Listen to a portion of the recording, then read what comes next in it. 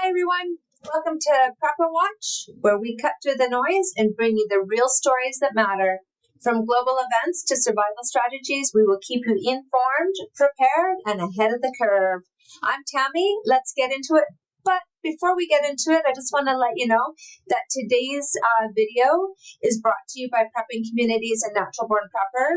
So if you haven't already joined preppingcommunities.com, now is the time. Right now, for a limited time, sign up today and connect with what we are growing to be a fast-growing network of preppers, homesteaders, and self-reliance enthusiasts. For a short time, we're giving away lifetime gold memberships because we are new and we need to build our memberships and build the communities around the world, which means full access to all features, including Prepper Watch. So don't miss out on this exclusive opportunity to be part of the most engaged, what we hope to be the most engaged preparedness community online. Go to preppingcommunities.com now and register. And here's what we will bring you daily. So you'll get access to everything that Prepping Communities has to offer, plus Prepper Watch. So what you will have access to is like the Prepper Watch threats, which is you stay updated on global prepper threat levels from around the world. Prepper Watch News, get the latest from top prepper channels and news feeds.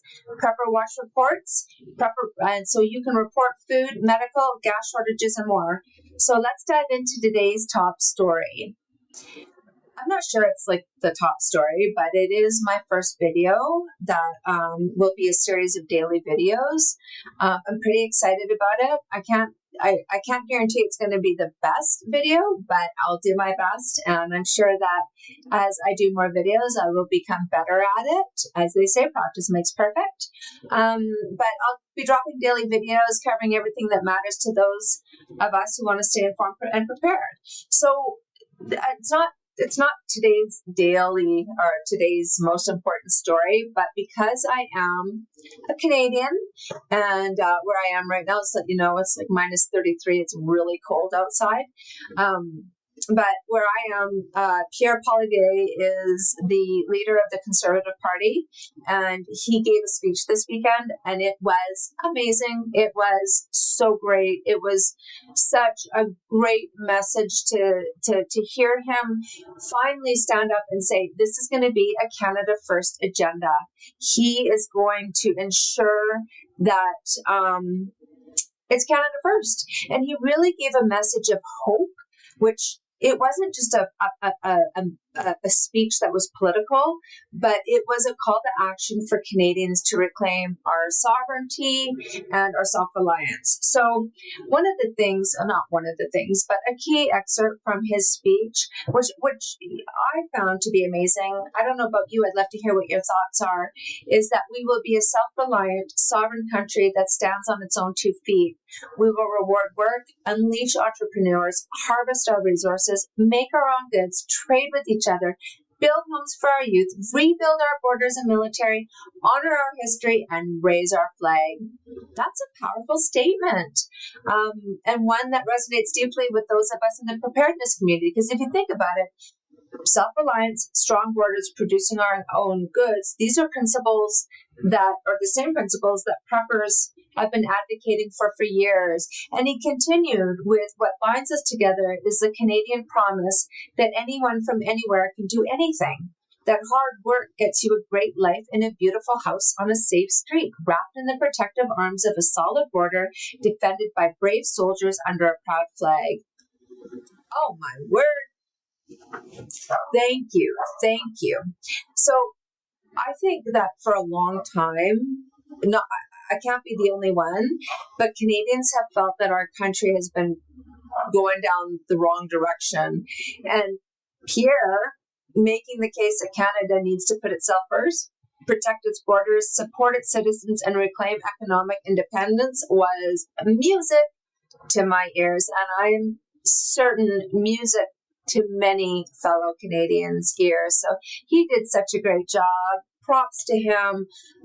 It was wonderful. I think he's going to have to book larger venues, because if he comes up to where I am in Canada, honestly, I would go, because I just want to be part of that. I remember watching Trump with his America First rallies, and I thought, man, I'd love to be there just for the energy, because everybody was really about their own country. And I thought it was amazing. And there's nothing wrong with wanting to see your country be the best. I think we've kind of been indoctrinated to think that we shouldn't think like that. But anyways, I thought it was amazing and I thought it was great.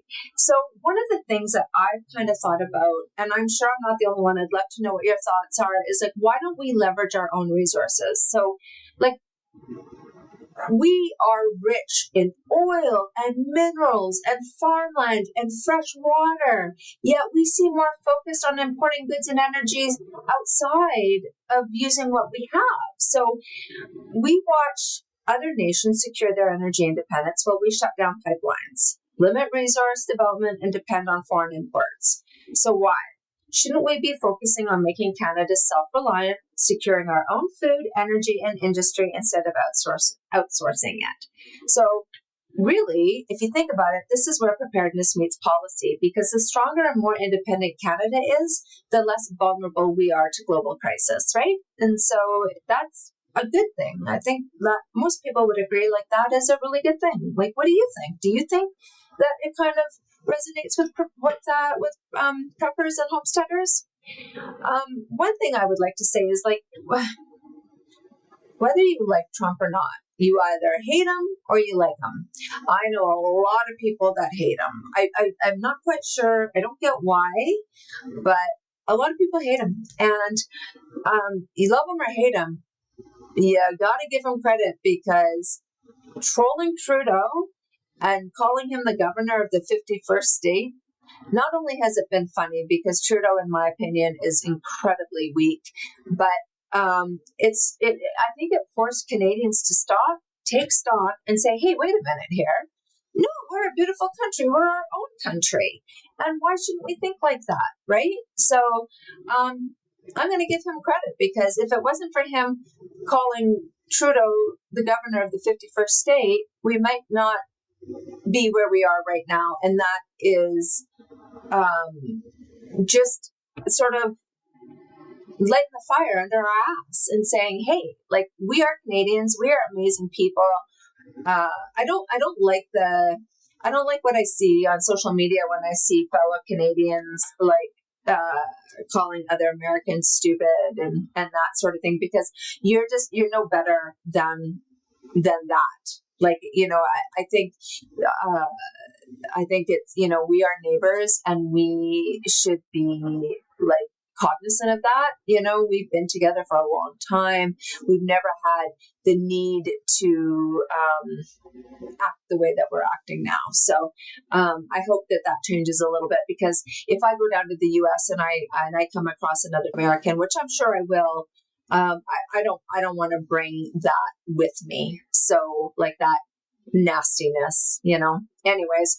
But beyond the political drama, here's the real question. So I'm going to ask you guys, do you think Canada is finally waking up for self-reliance, like that we're finally getting it and that we need self-reliance? Like, what do you think? What do you think it means for preppers and homesteaders to be self-sufficient, with the way that maybe Canada is now heading in that direction? And do you think we're about to see a real push for stronger borders, better resource management, and a more independent Canada? I would love to know what your thoughts. Please let me know what your thoughts are in the comments. Is this the Canada that you want to see? And as always, I'm going to end off and I'm going to say, stay alert, stay prepared, and stay free. And until tomorrow, see you next time on Prepper Watch. Thanks for watching.